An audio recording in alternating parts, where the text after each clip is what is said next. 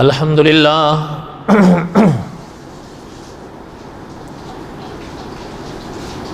الحمد للہ حمدا کثیرا طیبا کما امر ونشهد ان لا الہ الا اللہ وحدہ لا شریک لہ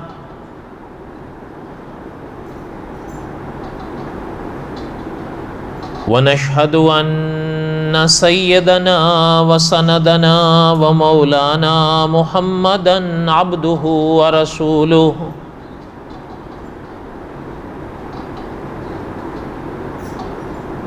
اما بعد اعوذ باللہ من الشیطان الرجیم بسم اللہ الرحمن الرحیم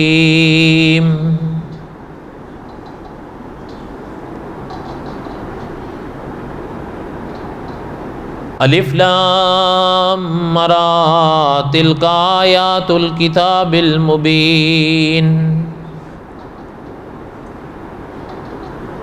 انا انزلناہ قرآنا عربیا لعلکم تعقلون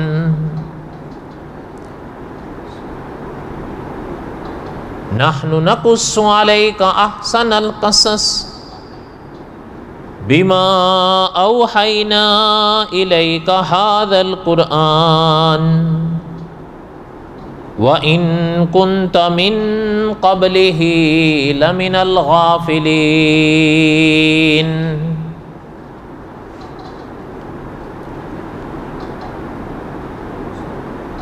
وقال النبي صلی اللہ علیہ وسلم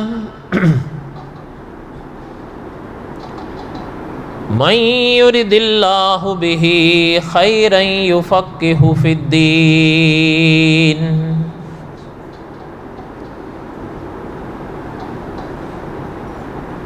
وقال النبی صلی اللہ علیہ وسلم انا آخر الانبیاء وانتم آخر الامم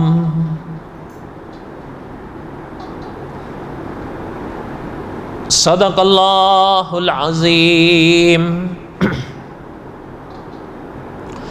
وصدق رسولہ النبی الکریم ونحن علی ذلک لمن الشاہدین والشاکرین والحمد للہ رب العالمین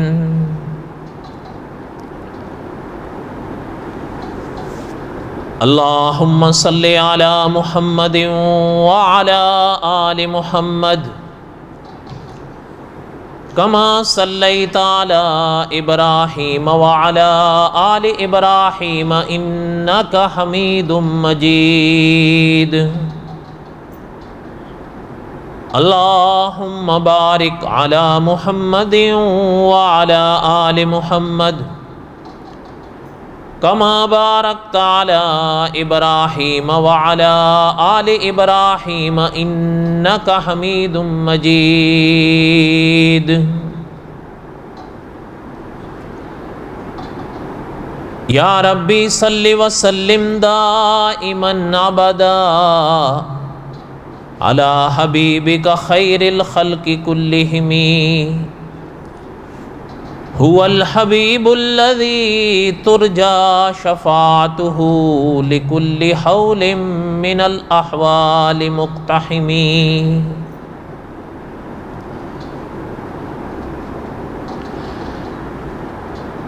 ہمہ قسم کی حمد و ثنا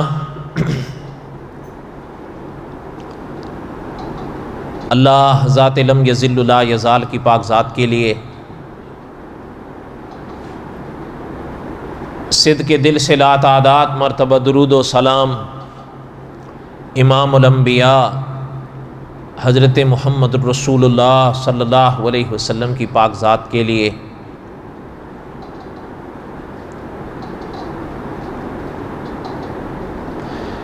جمعے کے بیانات میں قصص الانبیاء علیہم الصلاۃ والسلام کے اسباق اور حضرت موسیٰ علیہ السلام کے واقعات کو میں دہرا رہا تھا۔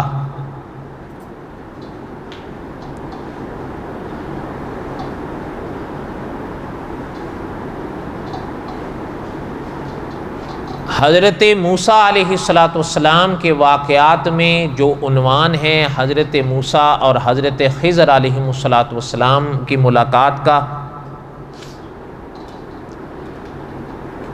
اس باب کو ہم نے بڑی تفصیل سے پڑھا۔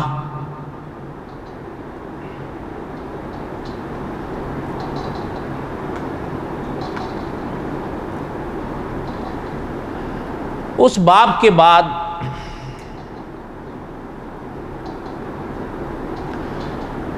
مولانا عبد الرحمن صاحب مظاہری رحمۃ اللہ علیہ نے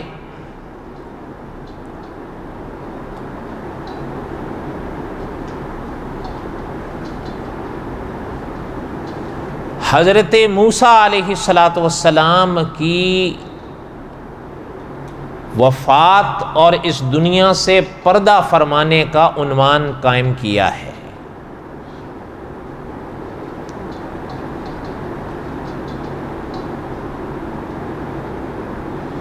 معنی یہ ہے کہ اب حضرت موسیٰ علیہ السلام کے واقعات کے بالکل ہم آخری حصے پر پہنچ گئے ہیں پڑھتے پڑھتے۔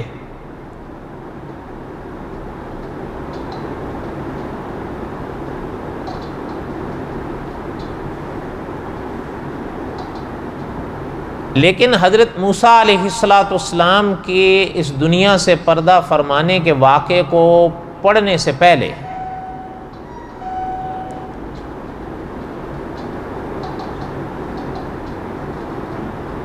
تھوڑی سی ترتیب کو میں بدلوں گا کہ مولانا عبد الرحمن صاحب رحمۃ اللہ علیہ نے اپنی کتاب میں حضرت موسیٰ علیہ السلام کے اس دنیا سے پردہ فرمانے کے باب کو پہلے لکھا ہے، وہ پورا کرنے کے بعد پھر حضرت نے ایک سرخی قائم کی ہے بصائر کے لفظ سے۔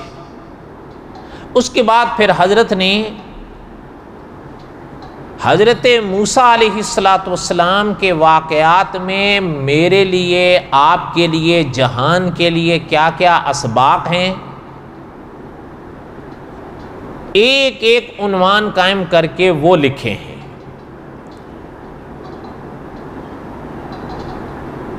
لیکن میں موقع بموقع ان کو پہلے ہی تلخیص کے طور پر زیادہ تر کو پڑھ چکا ہوں اور سنا چکا ہوں،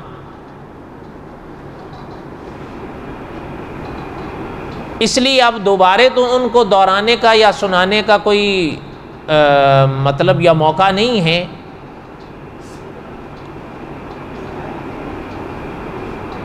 البتہ ایک سرخی ایسی تھی جس کو میں نے نہیں پڑھا تھا، اس کو پڑھ لیتے ہیں۔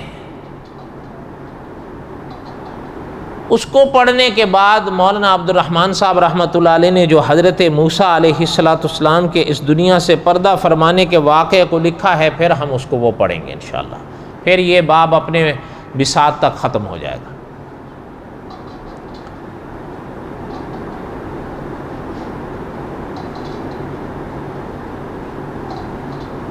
بصائر کے عنوان سے جو کچھ حضرت نے لکھا، میں نے ابھی عرض کیا کہ اس کو پہلے ہی میں پڑھتا رہا موقع با موقع، کہیں تفصیل سے کہیں تلخیص سے۔ مثال کے طور پر بصائر کے واقعات میں ایک واقعہ وہ ہے جو اس قوم پر پہاڑ اٹھایا گیا تھا، وہ ہم نے پہلے پڑھ لیا۔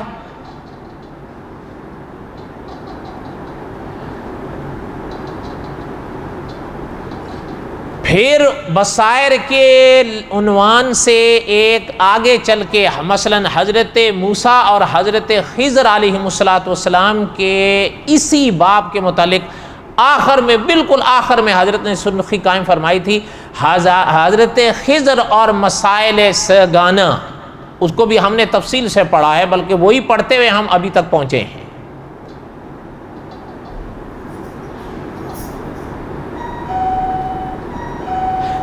اس لیے بصائر کے حوالے سے بہت ساری باتیں جو حضرت نے لکھی وہ ہم نے پہلے ہی جس موقع کے لحاظ سے تھی میں وہ پہلے ساتھ میں ہی پڑھتا ہوا آیا ہوں تاکہ دوبارہ دہرانا نہ پڑے، اس لیے اب ان کو دوبارہ دہرانے کی ضرورت نہیں ہے۔ البتہ ایک سرخی میں نے چھوڑ دی تھی، اور میں کل پرسوں سے غور کر رہا تھا کہ وہ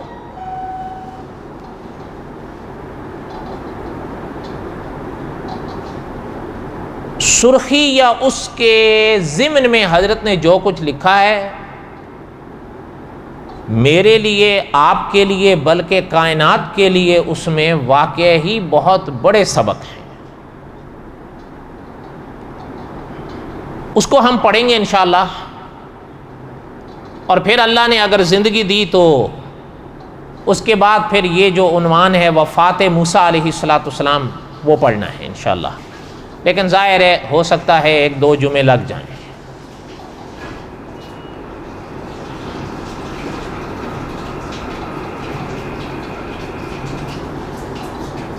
جس سرخی کو میں نے آج پڑھنا ہے وہ مولانا عبد الرحمن صاحب رحمۃ اللہ علیہ نے لکھی ہے،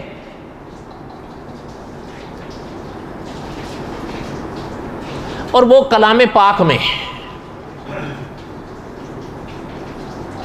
حضرت موسیٰ علیہ السلام کے واقعات کے موقع پر میں نے عرض کیا تھا کہ علماء نے حضرت موسیٰ علیہ السلام اور حضرت موسیٰ علیہ السلام کی پاک زندگی کو عموماً 2 حصوں میں تقسیم کیا ہے۔ بعض حضرات نے تو ان پر باقاعدہ 2 جلدوں میں کتابیں لکھی، ایک حصے پہ ایک جلد، دوسری حصے پہ دوسری جلد۔ پہلا جو حصہ ہے وہ ہے حضرت موسیٰ علیہ السلام کو جو واقعات پیش آئے فرعون کے ساتھ، وہ آپ کو یاد ہوگا ہم نے بہت تفصیل سے پڑھے وہ واقعات۔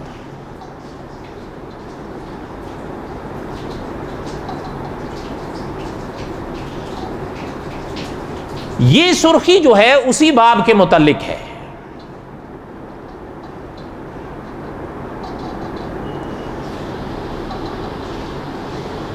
وہ یہ ہے کہ کلام پاک میں ایک جگہ اللہ تعالیٰ نے فرعون اور فرعونیوں کے ذکر کے موقع پر فرمایا وَجَعَلْنَاهُمْ أَئِمَّةً يَدْعُونَ إِلَى النَّارِ وَيَوْمَ الْقِيَامَةِ لَا يُنصَرُونَ۔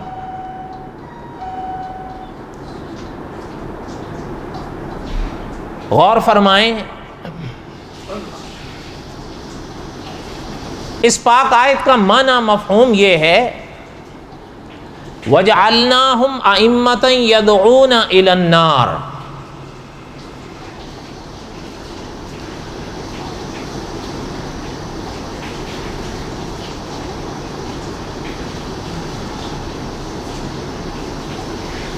عام طور پر اگر الفاظ پر میں اور آپ غور کریں تو آنے والے یا پڑھنے والے کئی جملے ہماری سمجھ میں بیٹھنے لگتے ہیں۔ وَجَعَلْنَاهُمْ یہ لفظ اگر آپ کی سمجھ میں نہ بھی آئے تو آگے جو آ رہا ہے وَجَعَلْنَاهُمْ أَئِمَّةً يَدْعُونَ، آئمہ یہ لفظ عام ہماری اردو میں بھی استعمال ہوتا ہے، آئمہ یہ امام کی جمع ہے۔ اس پاک آیت کا معنی یہ ہے کہ فرعون اور فرعونی یہ پیشوا تھے، جسے بعض اکابر نے یوں بھی لکھا ہے کہ آج کل کی زبان میں جن کو لیڈر کہتے ہیں انہی کو اردو میں پیشوا کہا جاتا ہے۔ وَجَعَلْنَاهُمْ أَئِمَّةً يَدْعُونَ إِلَى النَّارِ، وہ یعنی فرعون اور فرعونی یہ پیشوا تھے دوزخ کی طرف بلانے کے۔ یدعون الی النار، نار کا لفظ آگ، ویوم القیامت لا ینصرون، اللہ نے فرمایا قیامت کے دن ان کو کوئی مدد نہیں ملے گی۔ یہ اس پاک آیت کا مفہوم ہے، بڑا صاف ہے، بالکل واضح ہے۔ وَجَعَلْنَاهُمْ أَئِمَّةً يَدْعُونَ إِلَى النَّارِ وَيَوْمَ الْقِيَامَةِ لَا يُنصَرُونَ۔ فرعون اور فرعونی یہ پیشوا ہیں دوزخ والوں کے لیے، اور قیامت کے دن ان کی کوئی مدد نہیں کی جائے گی، بے یار و مددگار رہیں گے۔ یہ تو اس پاک آیت کا مفہوم ہے۔ لیکن مولانا عبد الرحمن صاحب رحمۃ اللہ علیہ نے ایک ورق میں جو کچھ اس پر لکھا ہے، یقین کریں آپ کہ اگر میں اور آپ اس کو سمجھنا چاہیں ہمارے رونگٹے کھڑے ہو جائیں۔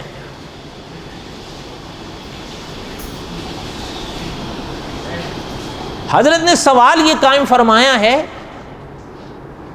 اچھا، ایک بات تو یہ بھی ہے کہ اس کے ضمن میں ایک اور بحث بھی چلی ہے، لیکن ظاہر ہے میں وہ اس کو پڑھ بھی نہیں سکتا اور یہاں پڑھوں گا بھی نہیں۔ میں نے ابھی عرض کیا نا، وَجَعَلْنَاهُمْ أَئِمَّةً، آئمہ یہ اردو میں بھی استعمال ہوتا ہے، اور کون سے لفظ کی جمع ہے یہ؟ امام کی۔ تو میرے اور آپ کے ہاں یہ لفظ زیادہ مشہور ہو یا نہ ہو،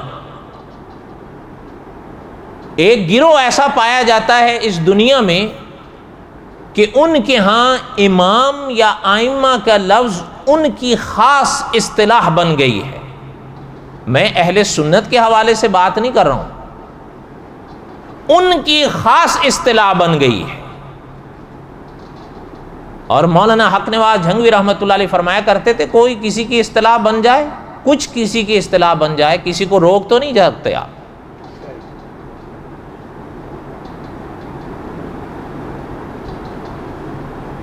انہوں نے بڑا بھیانک معنی کیا ہے اس لفظ کا۔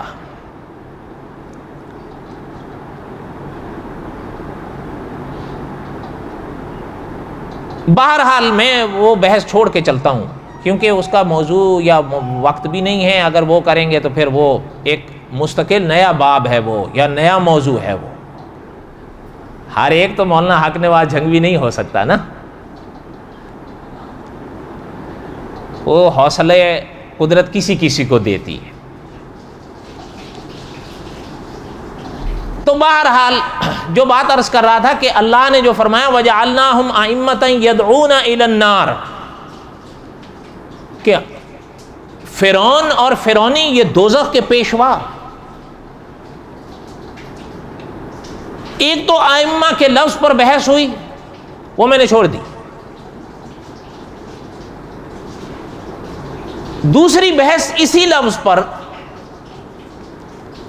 اس حوالے سے ہے کہ حضرت نے فرمایا ہے کہ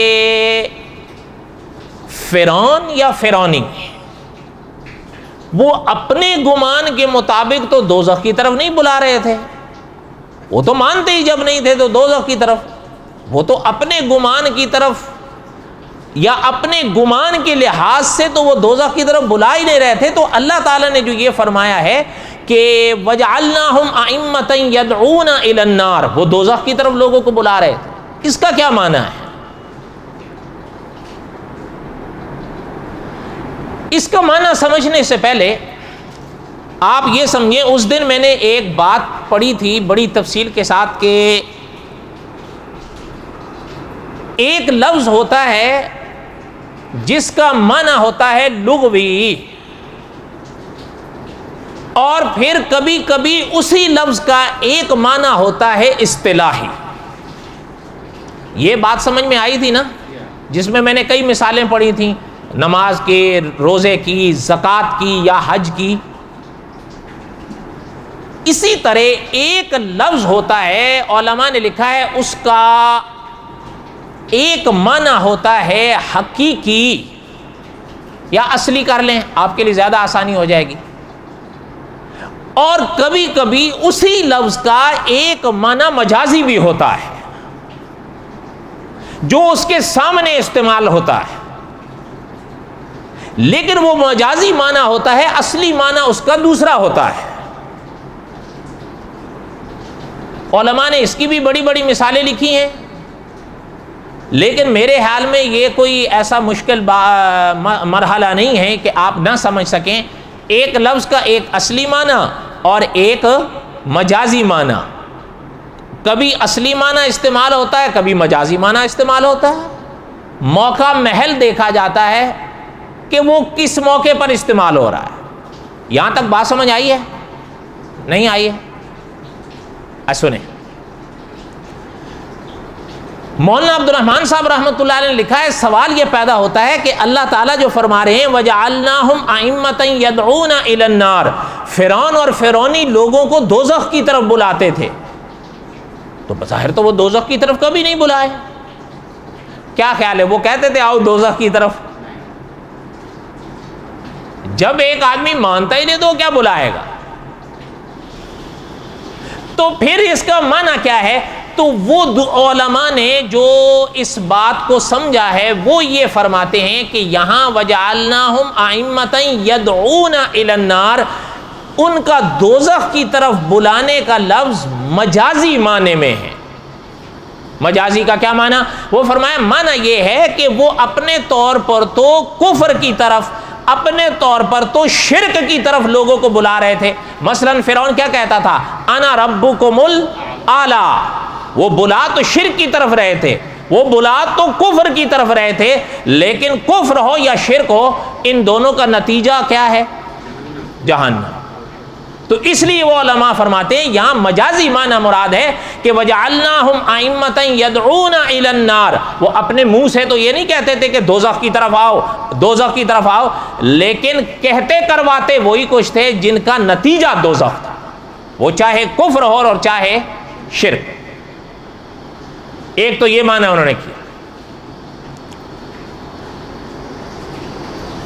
لیکن مولانا عبد الرحمن صاحب رحمۃ اللہ علیہ نے لکھا ہے کہ شیخ ابن عربی رحمۃ اللہ علیہ، آپ کو یاد ہوگا کئی حال ہی کی کسی درس میں ہم نے پڑھا تھا کہ آپ صلی اللہ علیہ وسلم کی امت میں کچھ وہ علماء ہوتے ہیں جو انسان کے جسم پر محنت کرتے ہیں،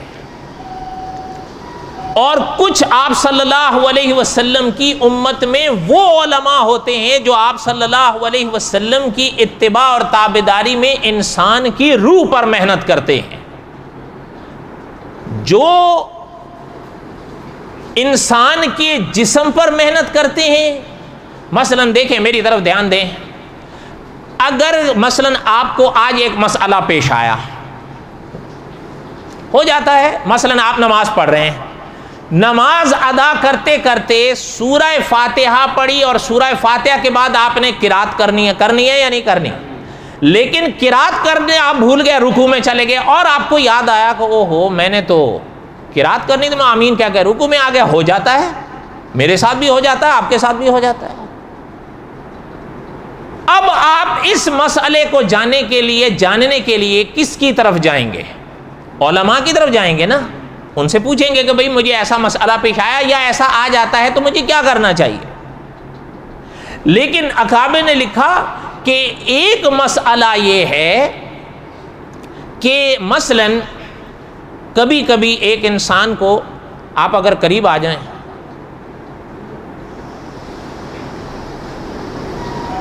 یہاں تھوڑا آپ دیکھتے رہیں گے تو میں بے فکر ہو جاؤں گا اس سے۔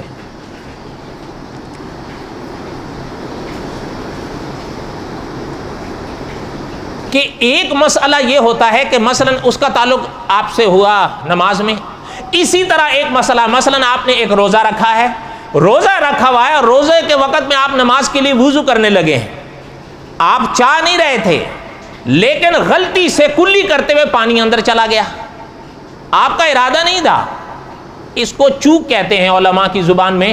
اب آپ نے دیکھا او ہو یہ کیا ہو گیا، ظاہر بات ہے اب آپ کا روزہ ہوا یا نہیں ہوا یہ مسئلہ جاننے کے لیے آپ کن کے پاس جائیں گے؟ وکیل کے پاس جائیں گے، علماء کے پاس جائیں گے، مانی ہوئی بات ہے۔ اسی طرح کعبہ نے لکھا ہے کہ کچھ مسائل ایسے ہوتے ہیں کہ یعنی آپ ہو سکتا ہے آپ نہ مانیں، بعض اکابر نے فرمایا ہے کہ کچھ، اب جیسے یہ مسائل ان کا تعلق اعمال کے ساتھ ہے، کچھ مسائل ایسے ہوتے ہیں ان کا تعلق روح اور دل کے ساتھ ہوتا ہے.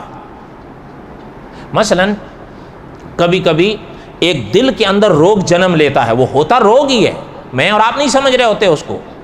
ہم تو اپنے طور پر بڑے عاجز، بڑے جو ہے وہ مٹے ہوئے تصور کر رہے ہوتے ہیں، لیکن دل کے اندر گھمنڈ کا بھنڈار بڑا ہوا ہوتا ہے.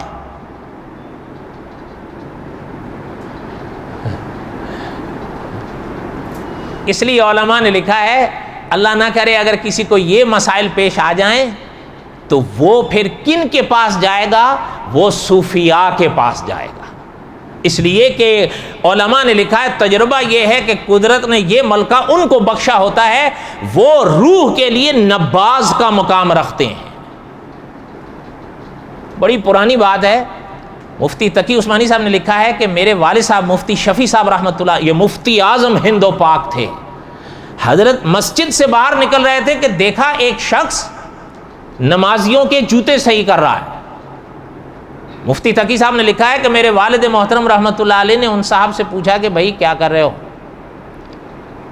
تو وہ صاحب کہنے لگے کہ حضرت میرے دل میں گھمنڈ ہے، تو مجھے یہ سمجھ میں آیا اس کا یہی علاج ہے کہ نمازیوں کے جوتے صحیح کروں. مفتی تقی صاحب نے لکھا ہے کہ میرے والد صاحب رحمۃ اللہ نے فرمایا ان سے کہ آئندہ یہ نہیں کرنا، جاؤ یہاں سے. حضرت نے فرمایا تمہیں کوئی گھمنڈ ومنڈ نہیں. بات سمجھ آئی؟ اہل اللہ کی نظر ہوتی ہے نا، یہ بالکل ایسا. اچھا، بعض اکابر نے یہ بھی لکھا ہے کہ مولانا اشرف علی تھانوی رحمۃ اللہ علیہ اتنی بڑی شخصیت، ایک دفعہ مولانا رشید احمد گنگوہی رحمۃ اللہ علیہ کو دیکھا، خود فرمایا دور طالب علمی تھا لیکن حضرت کی طرف کشش تھی بیعت کے لیے. فرمایا حضرت کو دیکھا تو موقع آیا حضرت سے ملنے کا، تو فرمایا اچھا یہ مولانا رشید احمد گنگوہی رحمۃ اللہ علیہ، آپ مجھے نہیں پتا آپ جانتے ہیں کہ نہیں، 100 سال ہو گئے ہیں ان کو اس دنیا سے گئے ہوئے، لیکن ہمارے اکابر نے لکھا ہے کہ اپنے وقت کے ابو حنیفہ تھے رحمۃ اللہ علیہ. اتنی بڑی شخصیت تھی. مولانا فرماتے ہیں کہ میں حضرت سے ملاقات کی، مصافحہ کیا، تو میں نے کہا کہ حضرت میں آپ کے ہاتھ پر بیعت کرنا چاہتا ہوں. مولانا تھانوی نے فرمایا، تو فرمایا حضرت نے میری طرف دیکھا تو کہ مجھ سے پوچھا کیا کرتے ہو؟ میں نے کہا حضرت پڑھتا ہوں.